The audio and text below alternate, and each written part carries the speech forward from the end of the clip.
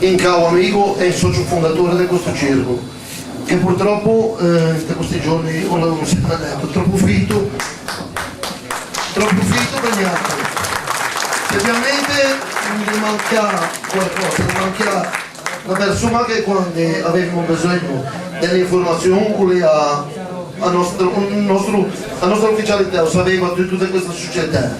E mi non vedo oltre perché poi avviene retorica e tutto. Voglio solo salutarlo come se siamo salutati 1000 volte insieme. Ciao Ivano.